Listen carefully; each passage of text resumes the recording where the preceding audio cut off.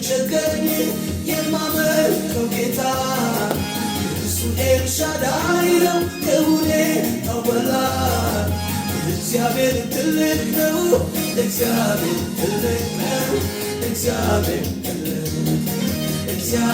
ትልቅ ነው እግዚአብሔር እምቢ አልሰግድም ለእርሱ ሳቻ አልንበረከክም ገዛኝ አንድ ብቻ አለው የሁሉ መፈቻ ኢየሱስ ጌታ ጌታ ኢየሱስ ጌታ ጌታ ኢየሱስ ጌታ ጌታ ኢየሱስ ጌታ ኢየሱስ ጌታ ጌታ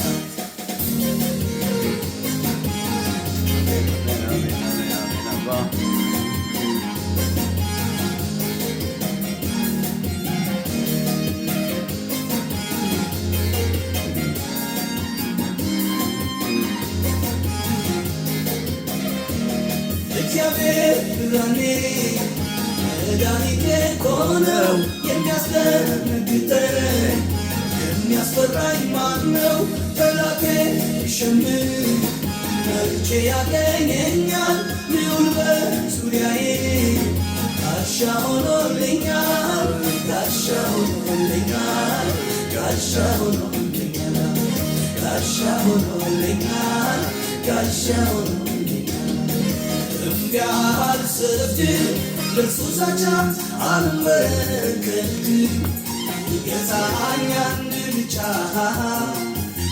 አለው የሁሉ መፈቻ ኢየሱስ ጌታ ጌታ ኢየሱስ ጌታ ጌታ ኢየሱስ ጌታ ጌታ ኢየሱስ ጌታ ኢየሱስ ጌታ ጌታ ሃሌሉያ ሃሌሉያ ሰላም ሰላም ሰላም ኢየሱስ ጌታ ነው ሃሌሉያ እንዴት ናችሁ የተከበራችሁ የእግዚአብሔር ቤተሰቦች ሁሉ ነገር እንዴት ነው ሃሌሉያ እንግዲህ ኢየሱስ ጌታ ነው ብለን እናውጃለን እንኳን ለዚች ለተባረከች ቀን በሰላም አደረሳችሁ ላለው እንግዲህ ለዚህ ፕሮግራም አዲስ የሆናችሁ ጌታ አዲስ ሰው ባላለው እንግዲህ ይሄ ቻናል ኢየሱስ ክርስቶስ የፍቅር ንጉስ አምላክ እንደሆነ የሚናገር ቻናል ነው የሱን ክብር የሱን እውነት የሱን ቃል የምናገርበት ቻናል ነው እንግዲህ እግዚአብሔር ይባርካችሁ ኢየሱስ ክርስቶስ የፍቅር ንጉስ እንደሆነ አምናችሁ ወደዚህ ቻናል የሱን ድምጽ የሱን ቃል ለመስማት ስለመጣችሁ እግዚአብሔር ይባርካችሁ ቅድም እንዳልኩት እንኳን አደረሳችሁ ላለው ጌታ አዲስ ሰው ነኝ እንግዲህ ዛሬ እንደ መንፈስ ቅዱስ ምሪት ኢየሱስ ክርስቶስ እኔ አለ እሱ ሲናገር እኔ መንገድ ህይወት እውነትም ነኝ አለ ስለዚህ ኢየሱስ ክርስቶስ ባለፈው ሳምንት እንግዲህ ኢየሱስ ክርስቶስ እውነት እንደሆነ ተናገርኩ ምክንያቱም ማንኛውም እውነት ከሱ መምጣት እንዳለበትና ትክክለኛው የእውነት አምላክ እሱ እንደሆነ ለመናገር ሞክሬያለሁ ዛሬ ደግሞ እንደ እግዚአብሔር ፍቃድ እንግዲህ የመጀመሪያው ነገር ኢየሱስ ክርስቶስ ያለው እኔ መንገድ ነኝ አለ ከዛ ወደ እውነትና ወደ ህይወት የሚወስድ እኔ መንገድ ነኝ ነው ያለው እና መንገድ ስንል ምን ማለታችን ነው ምክንያቱም ብዙ ጊዜ ይሄኛው መንገድ የሚለው ለብዙዎቻችን መሰናክል የሆነበት ይመስለኛልና መንፈስ ቅዱስ ይሄንን እንዳስረዳ ነው እንግዲህ ወደዚህ እንድመሰክር ነው ወደዚህ የላከኝ እላችኋለሁ ማለት ነው እና እንግዲህ ወደ ፕሮግራሙ ሲሄድ የመጀመሪያው ነገር እንግዲህ ከዚህ በፊት እንዳልኩት እኛ የምንኖረው በሁለት ዓለም ነው ብያችኋለሁ እግዚአብሔርም የፈጠረው ሁለት ዓለም ነው ሰማያዊውንና ምድራዊውን ምክንያቱም የእግዚአብሔር ቃል ራሱ በኦሪት ዘፍጥረት ላይ እግዚአብሔር ሰማይንና ምድርን ፈጠረ ነው የሚለው ስለዚህ ሁለት ነገር ተፈጥሯል ማለት ነው ሁለት ነገር ከተፈጠረ በኋላ እኛ የሁለት ፍጥረት እንትነን ማለት ነው ፕሮዳክት ነን ማለት ነው ያ ማለት ነው አስተሳሰባችን ለምሳሌ መንፈሳችን የመጣው ከሰማይ ነው ስጋችን ደግሞ የተገኘው ከምድር ነው ስለዚህ ሁለት ነው እና እንደውም በጣም ጥሩ ምሳሌ ብዬ ማስበው ለምሳሌ አሁን እንደምታውቁት እንግዲህ መኪኖች ብዙዎቹ የሚሄዱት በጋዝ ነበር ድሮ አሁን አዲስ ቴክኖሎጂ ተብሎ ደግሞ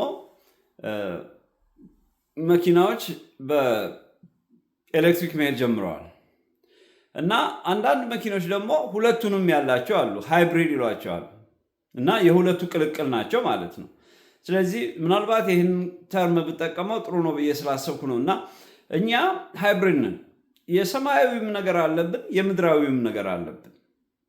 የሰማያዊውን ነገር ቅድም እንዳልኳችሁ እንግዲህ እግዚአብሔር ሰውን ከምድር አፈር ሰራው ይላል። ከምድር አፈር ከሰራው በኋላ ግን የእሱን መንፈስ እፍ አለበት ይላል። ሰውም ሕያው ነፍስ ሆነ ይላል። ስለዚህ ያ ማለት ነው ሰው አሁን ስፒሪት ቢንግ ሆነ ማለት ነው። ስለዚህ ከምድራዊ አፈርነት ወደ ሰማያዊ የእግዚአብሔር መንግስት ተቀላቀለ ማለት ነው። ስለዚህ ይሄ የሚያሳየው ምንድን ነው? እኛ የሁለት ነገር ፕሮዳክቶች ነን ማለት ነው። ስለዚህ እኔ አሁን የምነግራችሁ ያለሁት አሁን እኔና እናንተ በምንኖርበት በምድራዊ ዓለም ላይ ያለንን አስተሳሰብ ስለ መንገድ ያለውን ነገር ከነገርኳችሁ በኋላ ከዛ በኋላ የእግዚአብሔር ቃል ደግሞ መንገድ ብሎ የሚናገረው የትኛውን እንደሆነ ደግሞ ወደ መንፈሳዊው እንሄዳለን ማለት ነው። ስለዚህ የኔ ስራ የኔ መንፈስ ቅዱስ ወደዚህ የሚልከኝና እንድመሰክር የሚፈልገው ምንድን ነው? ሰዎች በምድራዊ ህይወት ውስጥ ነው ያሉት፣ እኔን ጨምሮ ማለት ነው። ግን ስንኖር ግን የሰማዩን አስተሳሰብ ይዘን እንድንኖር ነው የእግዚአብሔር ፍላጎት። ለዚህ ነው ስንጸልይ የሰማዩ ሐሳብህ ወደ ምድር ይሁን ብለን የምንጸልየው እና ምንም እኛ ምድር ላይ ብንኖር ግን የምንገዛው በሰማያዊው መንግስት ስለሆነ ያን የሰማያዊ መንግስት ተውት ወይ ያን የሰማያዊ መንግስት ትምህርት ነው ምድር ላይ ማስፈር ያለብን እና ምድርንም መቆጣጠር የምንችለው በሰማያዊው ፎርሙላ ስንታገዝ ብቻ ነው። ያለበለዚያ ምድር በጣም አድካሚ ነው የሚያደርገን። ስለዚህ በራሳችን መንገድ ስለምንሄድ ብዙ ጊዜ ህይወታችን በጣም ኬዎስ ነው፣ በጣም ውጥንቅጥ የበዛበት ነው። ለዚህ ነው ብዙ ጊዜ ሰው በምድራዊ ህይወት ውስጥ አብዛኛው ሰው ደስተኛ አይደለም። አብዛኛው ሰው ደስተኛ ያልሆነበት ዋናው ሪዝኑ ደግሞ ምንድን ያላችሁ እንደሆነ ሰው በምድር ህይወቱ በሚኖርበት ጊዜ የሚከተለው ምድራዊውን ነገር ስለሆነ ብቻ ነው። የሰማያዊውን ነገር እየተከተልን ምድርን ኮንትሮል ማድረግ ስንጀምር ግን ያ በፊት የነበረው አይነት ስትረስ፣ በፊት የነበረው አይነት ችግር በኋላ ላይ እየጠፋ ኢሊሚኔት እያደረገ ይሄዳል። ለዚህ ነው የእግዚአብሔር ቃል የሚያስፈልጋል። ኢየሱስ ክርስቶስ ሲናገር ያለኔ ያለዚህ ቃል ምንም አታደርጉም አለ። በቃ አሁን እኛ እግዚአብሔርን ወደ ጎን አድርገን የምንሄደው ጉዞ እስክንደክም ድረስ ነው ወይ ደግሞ የሆነ ቦታ ላይ ደርሰን እስክናቆም ድረስ ነው። ለጊዜው ይመስለናል አይዞ ትክክል ነው አዎ ምናምን ይለናል ውስጣችን። ችግሩ ግን ትንሽ ከሄድን በኋላ እንቆማለን። ስለዚህ እግዚአብሔር መንገድ ብሎ የሚናገረው የትኛውን መንገድ ነው የሚለውን ለማስረዳት አሁን እኛ ካለንበት ምድር ጀምረና ከዛ ወደዛ እንሄዳለን ማለት ነው። ስለዚህ አሁን ሁላችንም እንደምናውቀው እንግዲህ መንገድ በምድራዊ ህይወታችን ላይ መንገድ ብዙ አይነት ትርጉም አለው። ብዙ አይነት ትርጉም አለው። ዝም ብለን ከግቢያችን ወጥተን ከምንኖርበት ቦታ ወጥተን ወደ አንድ ቦታ ለመሄድ ስንፈልግ የመጀመሪያው ነገር የምንይዘው ልክ ከቤታችን ወጥተን መንገድ ነው የምንጀምረው። ምክንያቱም አንድ ቦታ ለመሄድ ፈልገናል። ከአንድ ቦታ ተነስተን ወደሚቀጥለው ቦታ ለመሄድ ፈለግን ማለት ነው። ስለዚህ አሁን ምን ጀመርን ማለት ነው? መንገድ ጀመርን ማለት ነው። አሁን ይሄ ሊትራሊ ፊዚካሊ ኤቭሪዴይ የምናደርገው ነገር ነው። ሌላው መንገድ ደግሞ የህይወታችን መንገድ አለ። የህይወታችን መንገድ አለ። ለምሳሌ ጠዋት ላይ አንድ ሰው ኦኬ ጠዋት ስነሳ ይሄንን አደርጋለሁ፣ እነዚህ ነገሮች አደርጋለሁ።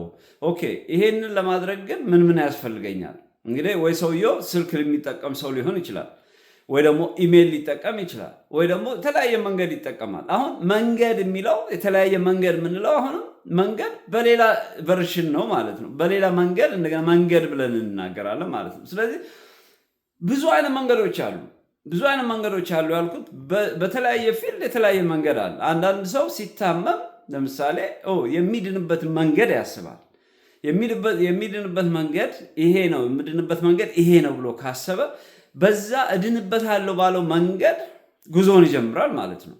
ማለት ለመዳን ጉዞውን ይጀምራል። ለምሳሌ እኔ ሆስፒታል ሄጄ ብታከም እድናለሁ ብሎ ሰው ካሰበ የመጀመሪያው ነገር ምን እንደሚያደርገው ወደ ሆስፒታል ነው የሚሄደው። ስለዚህ መንገዱ ሁል ጊዜ መንገድ ማለት በጣም ትልቅ ትርጉም ያለው ነው በህይወት ዘመናችን ላይ አሁንም ሁላችንም የምናየው ማለት ነው። ስለዚህ ሌላው ደግሞ የሐሳብ አለ። ሐሳብ ለምሳሌ አንዳንድ ጊዜ ነገሮችን ወደ ምድር ከማውረዳችን በፊት ምን አለ ማለት ነው? ሐሳብ አለ አእምሯችን ውስጥ። እነዛን ሐሳቦች ደግሞ አእምሯችን ውስጥ ቁጭ አድርገን መንገድ ለማስያዝ እንሞክራለን። ለምሳሌ አንድ ሰው ትዳር ይፈልጋል፣ ትዳር ማግባት ይፈልጋል። ስለዚህ ትዳር ለማግኘት ወይ ደግሞ የትዳር ጓደኛ ለማግኘት የሚጠቀምበት መንገድ ምንድን ነው? ሰውየው የራሱ የሆነ የተለያየ ስትራቴጂ ያወጣል እዛ ላይ መንገድ ማለት ነው። ኦኬ፣ በዚህ መንገድ የትዳር ጓደኛ ላገኝ እችላለሁ፣ በዚህ መንገድ ትዳሬን ልመራ እችላለሁ፣ በዚህ መንገድ አሁንም መንገድ የሚለው ይቀጥላል ማለት ነው። እና ቅድም እንዳልኩት በጣም ብዙ አይነት ፊልድ ውስጥ የተለያዩ የህይወታችን እንትኖች ውስጥ የህይወታችን ጉዞ ውስጥ መንገድ አለ። ስለዚህ ይሄኛው መንገድ ግን ትክክለኛ መንገድ መሆን አለበት። የምንሄድበት መንገድ ብዙ ጊዜ እኛ ትክክል ነው ብለን የምንሄድባቸው መንገዶች ረዥም የሆኑና ብዙ ከተጓዝን በኋላ እነዛ መንገዶች የምንደርስበት ቦታ ትክክለኛው ቦታ ላይ ሳያደርሱን ሲቀሩ በጣም ነው የምንናደደው። ምክንያቱም እንደገና we have to go back again መመለስ አለብን ወደኋላ። ስለዚህ መንገዳችንን ከመጀመራችን በፊት ትክክለኛው መንገድ እንደያዝን እርግጠኛ መሆን አለብን። ለዛ ደግሞ እርግጠኛ መሆን የምንችለው መጀመሪያ የምንሄድበት ነገር ትክክለኛ ቦታ እንደሆነ ስናውቅና ማንም መጀመሪያ ላይ የሚነግራችሁ የለም። ሁለት የምንሄድበት ወደ የምንወስነው ነገር ልክ ስንደርስበት ነው የምናውቀው። ከዛ በፊት ብዙ ሰው ለምሳሌ ችግር ከመምጣቱ በፊት ወይ አደጋ ከመምጣቱ በፊት ሰው ቀድሞ ቢያውቅ ኖሮ መጀመሪያው ነው ወደዛ አይነት አደጋ ውስጥ ባልገባ ኖሮ። ግን ብዙ ነገራችን ከቁጥጥራችን ውጪ ነው እና ምንድነው ማድረግ ያለብን? ትራያል ኤንድ ኤረር ነው። ሄደን ካየነው በኋላ ይሄ ነገር ትክክል ነው፣ ትክክል አይደለም። እንግዲህ ይሄ ምን ይፈልጋል ማለት ነው? ጊዜ ይፈልጋል። ብዙ ነገራችንን እናጠፋለን። ምክንያቱም ብዙ ነገር ዌስት አድርገን ነው አንድ ቦታ ላይ የምንሄደው ማለት ነው። ስለዚህ አሁን ለምሳሌ ራሴን ኤክስፒሪየንስ ብነግራችሁ ከመርካቶ አውቶቡስ ተራ እስከ ካናዳ ድረስ በእግሬ ነው የመጣሁት። በእግሬ ስላችሁ የተለያየ እንትን ተጠቅሜ ነው። ግን የሄድኩበት መንገድ ግን በጣም ኮንፊውዝድ የሆነ መንገድ ነው። እኔ ያሰብኩት መንገድ እና እግዚአብሔር ያሰበው መንገድ የተለያዩ ናቸው። አያችሁ፣ ሰው እኔ በዚህ መንገድ እዚህ ቦታ ገባለሁ ብሎ ያስባል። ግን ልገባ እችላለሁ፣ ላልገባ እችላለሁ። ብዙ ሰዎች አንድ ቦታ ጀምረው አንድ ቦታ ለመሄድ ሞክረው ከደረሱ በኋላ ያ ነገር ትክክል እንዳልሆነ ገብቷቸው እንደገና ያንን ካንስል ያደረጉበት ብዙ አጋጣሚ አለ ማለት ነው። እና ልላቸው የፈለኩት ምን ማለት ነው? ኢቭን በዴይ ቱ ዴይ ላይፋችን በየዘወትር በምናደርገው የህይወት እንቅስቃሴያችን ላይ መንገድ ብለን የምናደርጋቸው ነገሮች ካልሄድንና ካላየናቸው በስተቀር ማወቅ አንችልም። ምክንያቱም ይሄኛው መንገድ ይሻለኛል፣ ያኛው መንገድ ይሻለኛል። ይሄኛው መንገድ ምላችሁ እንግዲህ ይሄ ጥርጊያ መሬት ላይ ያለውን ብቻ አይደለም። በሐሳብ ውስጥ ለምሳሌ አንድ ቦታ ላይ ለመድረስ በአንድ ነገር ላይ ለመድረስ በሐሳባችን የምናፈልቀው መንገድ ነው እያልኳቸው ያለሁት። እና ስለ እነዚህ ነገሮች ታዲያ ስናስብ ታዲያ ትክክለኛውን ነገር ስለማናገኝ እየሄድን እየደከምን እንደገና ተመልሰን እየመጣን እንደገና እየሞከርን እንደዚህ ነው የምንሄደው እና ህይወታችን ምን ያህል አድካሚ እንደሆነ ይዩት። አሁን ብዙ ጊዜ መኪና ሰው ትልልቅ ከተማ ላይ ለምሳሌ ሰው መኪና አስነስቶ እዚህ ቦታ ላይ መሄድ ይፈልጋል። ለምሳሌ እዚህ ቦታ መሄድ ይፈልጋል። ግን የትኛው መንገድ ነው ያን ሰውዬ እዛ ደረጃ ላይ የሚያደርሱ? የትኛው መንገድ ነው ይሄ ሰውዬ የሚፈልገው ቦታ ላይ የሚያደርሰው? አሁን ብዙ ጊዜ በጣም ኮንፊውዝ ስለምንሆን ብዙ ጊዜ ከዛ በፊት ጂፒኤስ ከመምጣቱ በፊት ወይ ደግሞ ይሄ መንገድ የሚመራን ዲቫይስ ከመምጣቱ በፊት ብዙ ጊዜ በካርታና በግምት ነው የምንሄደው። ኦኬ አይ ቲንክ እዚህ ደርሼ ከዛ በኋላ እዚህ ጋር አድርጌ ምናምን ነው የምንለው። ስፔሻሊ ደግሞ ውጭ ሀገር በጣም መንገዶች በጣም ኮምፕሊኬትድ ስለሆኑ በጣም ሰፊ ስለሆኑ በጣም አስቸጋሪዎች ናቸው። ስለዚህ ቀላል አይደለም። በጣም ብዙ ጊዜ ይፈጃል፣ ብዙ ሰዓት ይፈጃል። አንዳንድ ቦታ ላይ በጣም 2 ሰዓት 3 ሰዓት 4 ሰዓት ሊፈጅባችሁ ይችላል ስትመላለሱ ቀላል የሆነ ቦታ እና አሁን ጂፒኤስ ምን አቀለለልን? አሁን ያለንበት ቦታ ላይ ሆነን ስንሞላው እና የምንሄድበትን ቦታ ላይ ስንሞላው ቀጥታ እየመራን እንሄዳለን ማለት ነው። ልክ አይነ ስውር አሁን ተመርቶ ወደሚፈልገው ቦታ ላይ እንደሚሄድ ማለት ነው። ስለዚህ አሁን ጂፒኤስ ብዙ ነገር አቀለለልን።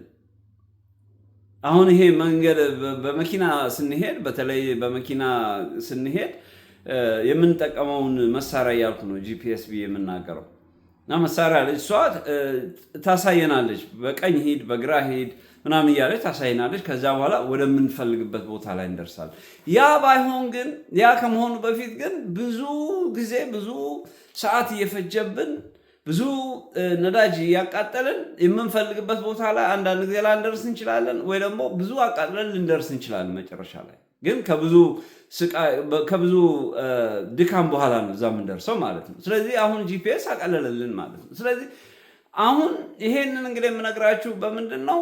በዴይ ቱ ዴይ ላይፋችን ላይ ነው እየነገርኳቸው ያለሁት እና አሁን እኔና እናንተ ባልንበት ምድር ላይ ያለውን ቻሌንጅ ነው እየነገርኳቸው ያለሁት እና መንገዳችንን ካላወቅን የምንሄድበትን ቦታ ካላወቅነው መንገድ ምን ያህል አስቸጋሪ ነው፣ የምንደርስበት ቦታ የት እንደሆነ ካላወቅነው መንገድ መጀመር ራሱ መጓዝ ራሱ ከባድ ነው እያልኳችሁ ነው።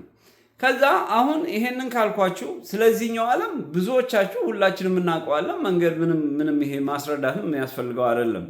ግን እኔ ለኢንትሮዳክሽን ብዬ ነው ይሄንን የጀመርኩት። ዋናው ትልቁ ነገር ግን ኢየሱስ ክርስቶስ እኔ መንገድ ነኝ ያለውን ፖይንት ነው ለማስረዳት የመጣሁት ወደዚህ።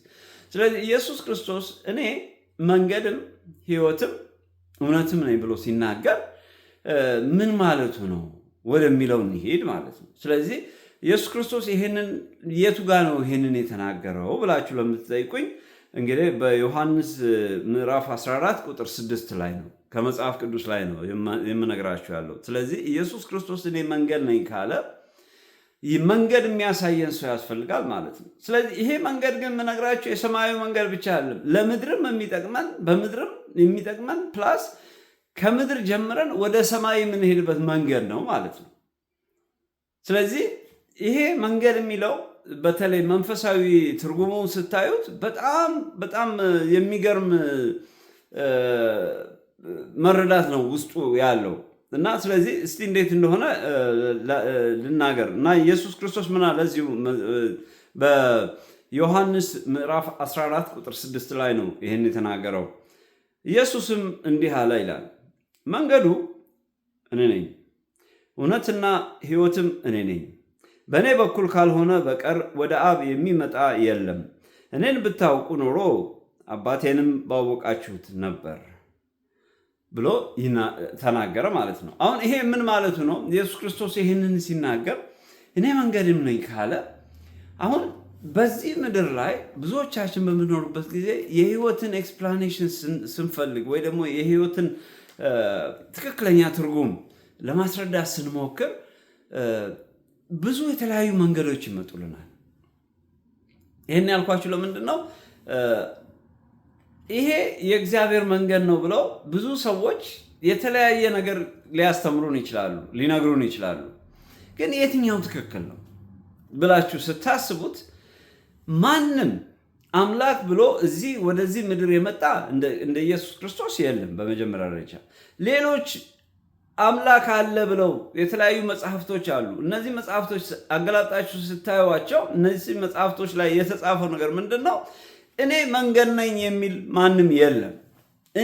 ሊትራሊ እኔ መንገድ ነኝ ብሎ የተናገረ ከኢየሱስ ክርስቶስ ውጪ የለም። እኔ መንገድ ነኝ ሲል ኢየሱስ ክርስቶስ የህይወት መንገድ ነኝ እያለ ነው። ስለዚህ ሰው በክርስቶስ እየተመራ ካልሄደ ህይወቱ በኢየሱስ ክርስቶስ እየተመራ ካልሄደ በስተቀር የዚህ ሰውዬ መንገድ ትክክለኛ መንገድ አይደለም እያለ ነው። ስለዚህ እኔ መንገድ ነኝ ካለ ሰው መንገድ ከመጀመሩ በፊት መጀመሪያ ወደ እሱ ጋር መሄድ አለበት ማለት ነው። ስለዚህ እሱ መንገዱን እንዲያሳየው ኢየሱስ ክርስቶስ መጠየቅ አለበት ማለት ነው።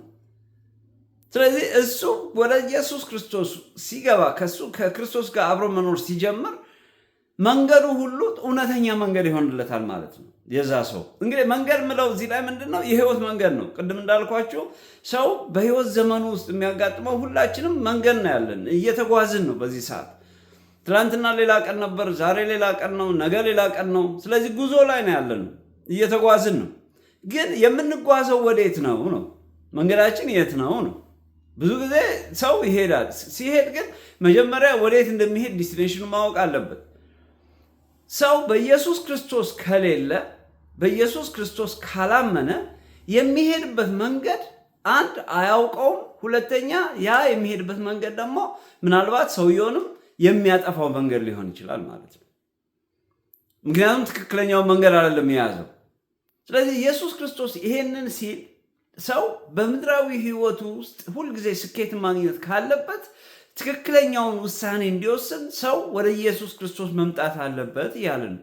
ስለዚህ የትኛውንም አይነት መንገድ እናስብ፣ የትኛውንም ነገር አይነት የህይወት መንገድ እናስብ፣ በኢየሱስ ክርስቶስ አምነን በሱ መኖር ስንጀምር ነገራችን፣ ህይወታችን፣ መንገዳችን ሁሉ የተቃና ትክክለኛ መንገድ ይዘናል ማለት ነው። ስለዚህ ዛሬ ሰው በህይወት ከሌለ፣ ዛሬ ሰው በኢየሱስ ክርስቶስ አምኖ ካልዳነ በህይወት ዘመኑ የሚጓዘው ጉዞ ትክክል አይደለም እያለ ነው ኢየሱስ ክርስቶስ። ይሄ የእግዚአብሔር ቃል ነው ይህንን የሚለው። ስለዚህ ዛሬ በኢየሱስ ክርስቶስ በሱ ፍላጎት፣ በሱ መንፈስ፣ በሱ መንገድ የማትሄዱ ሰዎች ኢየሱስ ክርስቶስ መንገድ ነኝ ብሏችኋል። ስለዚህ ከዛሬ ጀምሮ እሱን ተከትላችሁ የእሱን መንገድ ይዛችሁ የህይወታችሁን አቅጣጫ አስተካክሉ እያልኳችሁ ነው። ስለዚህ ኢየሱስ ክርስቶስ እኔ መንገድ ነኝ ካለ ሌላ መንገድ የለም ማለት ነው። ሌላ መንገድ የለም ማለት ነው። ብዙ ሰዎች ወደ መንግስተ ሰማያት ለመግባት ወይ ደግሞ ወደ እግዚአብሔር መንግስት ለመግባት የተለያየ አይነት ሩት ይጠቀማሉ። ኢየሱስ ክርስቶስ ግን ከኔ በቀር ማንም ወደ አብ የሚደርስ ማንም የለም አለ። በቃ እዚህ ላይ ዘግቶታል። ብዙ ጊዜ በከሌ በኩል፣ በዛ በኩል፣ በዚህኛው በኩል፣ በዚህኛው ተብሎ ጠላት፣ የዚህ ዓለም ገዢ ብዙ የሚያምታታ መንገድ አዘጋጅቶልናል። የዋ የሆኑ ሰዎች፣ የእግዚአብሔርን ቃል ማወቅ የማይፈልጉ ሰዎች፣ ሰይጣን የተታለሉ ሰዎች አይ ኢየሱስ ወደ ዘላለማዊ ህይወት የምንገባው በዚህ በኩል ነው እያሉ ጊዜያቸውን ሲያቃጥሉ፣ ሲዞሩ ሲደክሙ መጨረሻ ላይ ወደ ሲኦል ሲጣሉ እናያለን። ስለዚህ እነዚህ ሰዎች እንዲድኑ ኢየሱስ ክርስቶስ መጣ ወደ ምድር። ብዙ አይነት ኮንፊውዥን እንዳለ ያውቃል። ለዚህ ነው አባት ልጁን ወደ ምድር የላከበት ዋናው ትልቁ ሪዝን ሰዎች የህይወት መንገድ እንዲይዙና ቀጥታ ወደ አብ እንዲሄዱ ስለፈለገ ነው። ለዚህ ነው ወደ አብ የሚገባ ማንም የለም ከኔ በቀር ማንም የለም ብላለ ክርስቶስ። ስለዚህ ዛሬ ላይ እከሌ ነው ተብሎ ለዛ እነሱ ለሚያምኑበት ነገር ብዙ ነገር ሲደረግ እናያለን። ወንድሞቻችን፣ እህቶቻችን፣ ቤተሰቦቻችን በሃይማኖት ታስረው ትክክለኛ ወዳልሆነው መንገድ ሲሄዱ እናያለን። ስለዚህ እነሱን ለማሳየት ለነሱ ለመናገር እንደገና በየቀኑ ሁልጊዜ ዛሬም፣ ምክንያቱም መጽሐፍ ቅዱስ ሲናገር እግዚአብሔር ማለዳ አዲስ ነው ይላል። ስለዚህ ይሄንን እውነት ሁልጊዜ መናገር አለብን። እያንዳንዱ ቀን የሚሰጠን የእግዚአብሔርን ክብር እንድናወራ ነው፣ የእግዚአብሔርን ክብር እንድናገር ነው። ላልዳኑ ሰዎች እንዲድኑ የእግዚአብሔርን ቃል እንዲያውቁ ኢየሱስ ክርስቶስ የህይወታቸው አዳኝ እንዲሆን እንድንናገር ነው የተሰጠን። ስለዚህ ቅዱሳን በሄድንበት ቦታ ሁሉ፣ በደረስንበት ቦታ ሁሉ ኢየሱስ ክርስቶስ እውነተኛ መንገድ እንደሆነ ማስረዳት ማሳየት አለብን። አውቃለሁ በጣም ብዙ ቻሌንጅ አለ። በተለይ በቤተሰቦቻችን ላይ ብዙ ቻሌንጅ አለ። እነሱ የሚያምኑት ነገር አለ። ግን ችግሩ ግን የእግዚአብሔር ቃል እስከደገፈን ድረስ በእግዚአብሔር ቃል ሆነን ለሰዎች መናገራችንን ማቆም የለብንም። አዎ ለጊዜው ሊጣሉን ይችላሉ። አንዳንድ ጊዜ ጥሩ ስሜት ላይኖራቸው ይችላል። አንዳንድ ጊዜ ምን አይነት ነገር አለ መሰላቸው? አንዳንዴ ሰው እኔ ብዙ ጊዜ የምለው ምንድነው፣ ልጄን ህፃን ልጅ ሆኖ እየመከርኩት እየቀጣሁት ቢያለቅስ ይሻላል። ፂም አውጥቶ ከሸመገለ በኋላ ከሚያለቅስ በልጅነቱ ጊዜው ቢያለቅስ ያምርበታል ባይ ነው። ለምንድን ነው ይህን ምለው? በልጅነቱ የነገራችሁት ነገር ቢያስለቅሰውም ትክክለኛ ስለሆነ በኋላ ላይ ማቹርድ ሲሆን ሲያድግ ያ ነገር ትክክል እንደሆነ ይገባዋል። አንዳንድ ጊዜ አሁን ከሚያለቅስ ብለን የምንተወው ነገር፣ አሁን ሰው ከሚናደድብኝ፣ ሰው ከሚበሳጭብኝ፣ እኔ ኢየሱስ ክርስቶስን ካገኘው በኋላ ከቤተሰቦቼ ጀምሮ አንደኛው የመጀመሪያ ጠላታችሁ የሚመጣው ቤተሰብ ነው። ምክንያቱም ያ ቤተሰብ የሚያምንበት የራሱ መንገድ አለው። ስለዚህ ልክ እናንተ የራሳችሁን አስተሳሰብ በያዛችሁ ጊዜ እናንተ ለዛ ቤተሰብ ጠላት ሆናችሁ ነው የምትፈረጁት። ስለዚህ ማንም እናንተን የሚያምን ሰው የለም፣ ማንም የሚወዳችሁ ሰው የለም። ስለዚህ ይሄ ነገር ሁልጊዜ አለ በሁላችንም። ለምንድን ይሄ የሆነው ያላችሁት አትፍረዱባቸው። ምክንያቱም እነሱ ያሉበት ዓለምና እኛ የምንኖርበት ወይ ደግሞ ክርስቶስ የጠራን ዓለም የተለያዩ ናቸው። ስለዚህ ሁለቱ አንድ ሊሆኑ አይችሉም። ለዚህ ነው ኢየሱስ ክርስቶስ ጨለማ ከብርሃን ጋር ምን ህብረት አለው አለ። ስለዚህ እንደዚህ ስለሆነ ቢቃወሙን ምንም አይደለም። ምክንያቱም ያሉበት ቦታ ነው ያንን እንዲያደርጉ ያደረጋቸው። ምክንያቱም እኛም ከነሱ ጋር እንደዚሁ ነበርን። ግን ከዳንን በኋላ ግን በተቻለን መጠን ደጋግመን እግዚአብሔርን ቃል እስትንፋሳችን እስካለ ድረስ መናገር አለብን። ምክንያቱም ኢየሱስ ክርስቶስ እኔ መንገድ ነኝ ካለ ከኢየሱስ ክርስቶስ ውጭ በሚካኤል በኩል፣ በገብርኤል በኩል፣ በቂርቆስ በኩል፣ በእንትና በኩል፣ በምናምን በኩል የሚባል አገባብ የለም። ስለዚህ በዚህ መንገድ የሚሄዱ ብዙዎች አሉ። ጠላት በሃይማኖት ሰበብ ብዙዎችን አሳውሯቸዋል። የእግዚአብሔር ቃል ነው ይህንን የሚለው። ስለዚህ እነዚህ ሰዎች ለማስፈታት፣ እነዚህ ሰዎች ለማስለቀቅ ነው በየቀኑ ትግላችን፣ ጸሎታችን ይሄ ነው። እኔ ጠዋትና ማታ እየወጣሁኝ የምናገረው ሌላ ምንም ነገር ለመሸጥ አይደለም። ከእናንተ የምፈልገው ምንም ነገር የለም። ግን እናንተ እንድትድኑ ነው። ሰው እንዲድን ነው። በቃ አለቀ። ሌላ ምንም ነገር የለም። ምክንያቱም ሰው የዘላለም እሳት ውስጥ ሲገባ ማየት በጣም ከባድ ነው። ስለዚህ ይሄ እውነት ሲገለጥላቸው፣ እውነት የተገለጠለት ሰው አንድ ደቂቃ በእውነት ዝም ብሎ መተኛት በጣም ነው የሚያስቸግረው። ለምን ስትሉ ዋው ሰውየው እኮ ምክንያቱም ይሄ እድል ዛሬ ነው። ምናልባት ነገ አንገናኝም። ምክንያቱም መጽሐፍ ቅዱስ ነገ ያንተ አይደለም ነው የሚለው። የመዳን ቀን ዛሬ ነው። ስለዚህ በዚህ በኢየሱስ ክርስቶስ የማታምኑ ሰዎች በዚህ ሰዓት በዚህ ደቂቃ ኢየሱስ ክርስቶስ እየተናገራችሁ ነው። የእግዚአብሔር መንፈስ እየተናገራችሁ ነው። ዛሬም እንደ ትላንትናው ነግራችኋለሁ። መዳን በማንም የለም። በቃ እንድንድንበት የተሰጠን ኢየሱስ ክርስቶስ ነው። ከሰማም በታች ሌላ ምንም ስም የለም ነው የሚለው እግዚአብሔር ቃል። ይኸው ኢየሱስ ክርስቶስም የሚነግረን መንገድ እኔ ብቻ ነኝ አለ። በቃ ሰው ወደ ዘላለም ሕይወት መግባት ከፈለገ ኢየሱስ ክርስቶስ መያዝ አለበት። መንገዱ እኔ ነኝ አለ። በቃ አለቀ። ስለዚህ ዛሬም እንደ ትላንትናው ባለፈው ሳምንት እንግዲህ ኢየሱስ ክርስቶስ እኔ ሕይወት ነኝ አለ። ሰው በሕይወት ባለፈው ስለ እውነት ነበር ያስተማርኩትና ባለፈው ሳምንት ስለ እውነት ኢየሱስ ክርስቶስ እኔ እውነት ነኝ አለ። ማንኛውም ነገር ስንናገር ሰው በኢየሱስ ክርስቶስ እውነት እስካልሆነ ድረስ የሚያደርገው ነገር ትክክል አይደለም ብሎ ኢየሱስ ክርስቶስ ካንስል አድርጎታል። ዛሬ ደግሞ ኢየሱስ ክርስቶስ መንገድ ነኝ እኔ አለ። እኔ መንገድ ነኝ ካለ በቃ ከሱ ውጭ ሌላ ማንም የለንም እያልኳቸው ነው።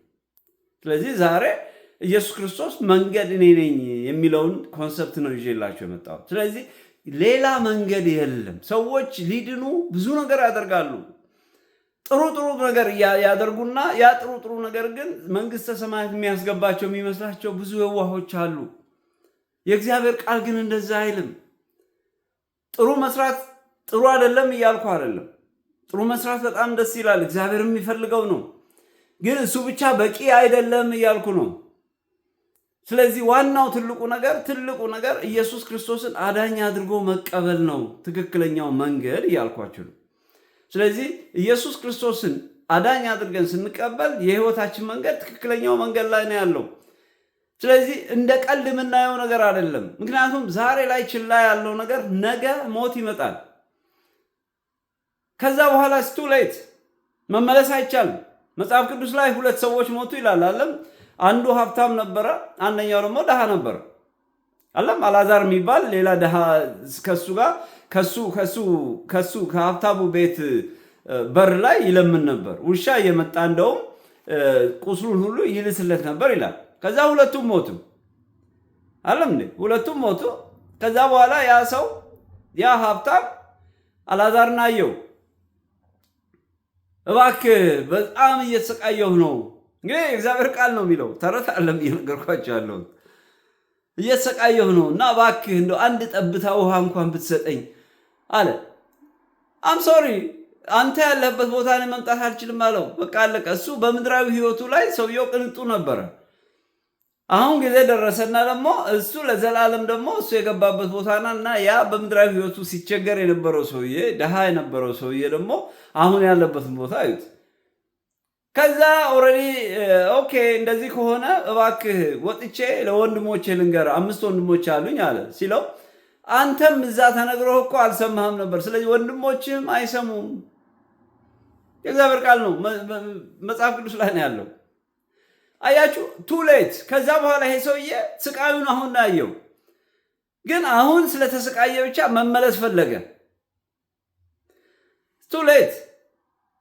እንደዚህ እንዳይሆንባችሁ ነው አሁን የኔም ውጪ ሌሎችም ሰዎች የሚሰብኩት፣ ሌሎችም የሚዘምሩት፣ ሌሎችም ኢየሱስ ክርስቶስ ጌታ ነው ብለው ሰዎች የሚናገሩት።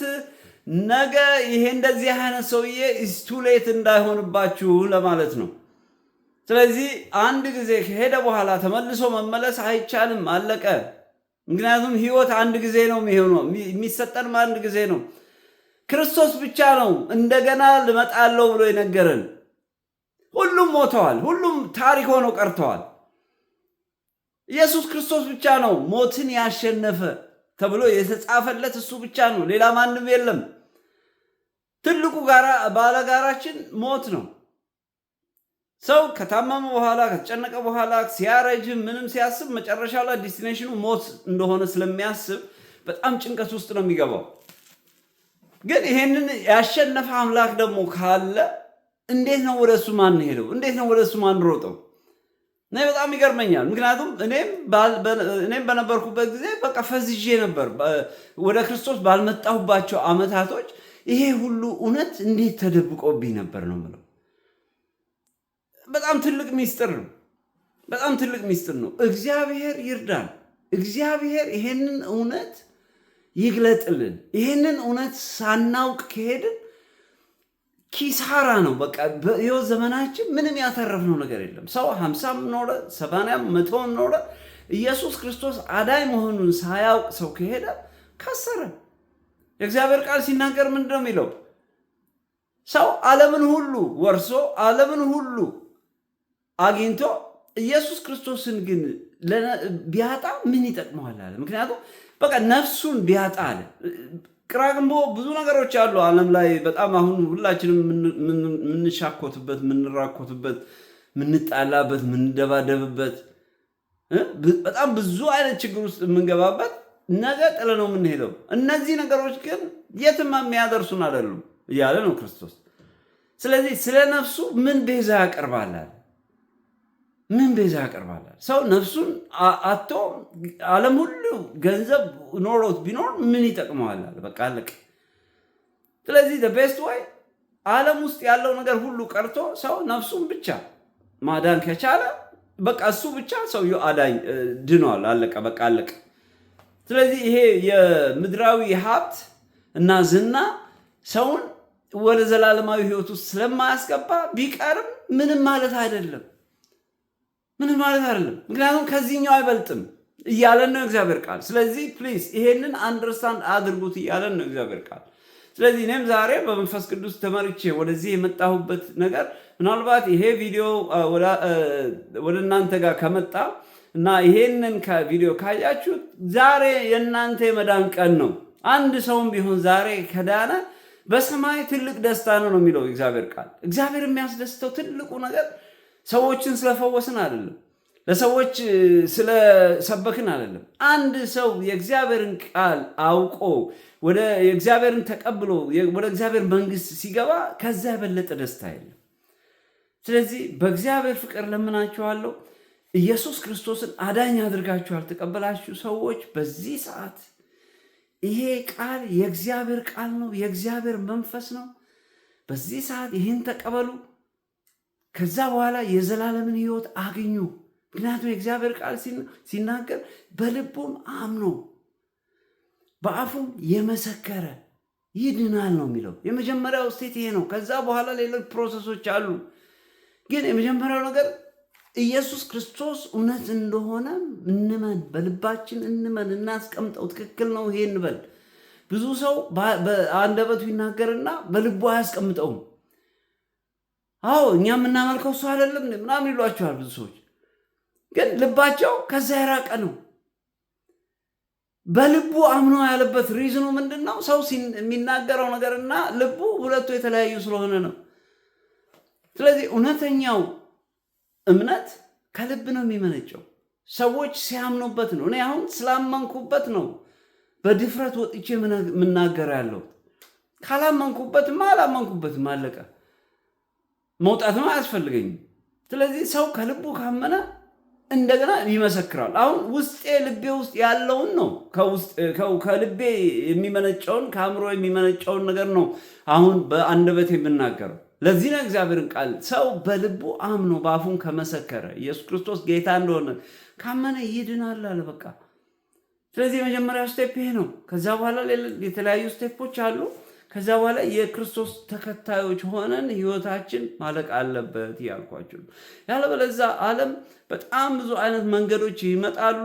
አሁን አንድ ከተማ ስታዩ በጣም ውስብስብ የሆኑ በጣም ብዙ መንገዶች አሉ። የመጀመሪያው ደረጃ የትኛውን መንገድ ይዘን ወዴት እንደምንሄድ ማወቅ አለብን። ዲስቲኔሽናችንን ካላወቅን፣ መድረሻችንን ካላወቅን መጓዛችን ትርጉም የለውም። ብዙዎቻችን እንደዚህ ነው እያደረግን ያለ ነው። ኢየሱስ ክርስቶስን አዳኝ አድርገን ያልተቀበልን ሰዎች በእንደዚህ አይነት ሁኔታ እየተጓዝን ነው። ስለዚህ እግዚአብሔር ይርዳን። ስለዚህ ኢየሱስ ክርስቶስ እኔ መንገድም ነኝ አለ። ስለዚህ መንገዱ እሱ ስለሆነ ዛሬ ኢየሱስ ክርስቶስን ያልተቀበላችሁ መንገዳችሁ ኢየሱስ ክርስቶስ እንደሆነ አምናችሁ እሱን ተቀበሉ እያልኳችሁ ነው። እና የዛሬ መልእክቴ እንግዲህ በአጭሩ ኢየሱስ ክርስቶስ መንገድ ነው።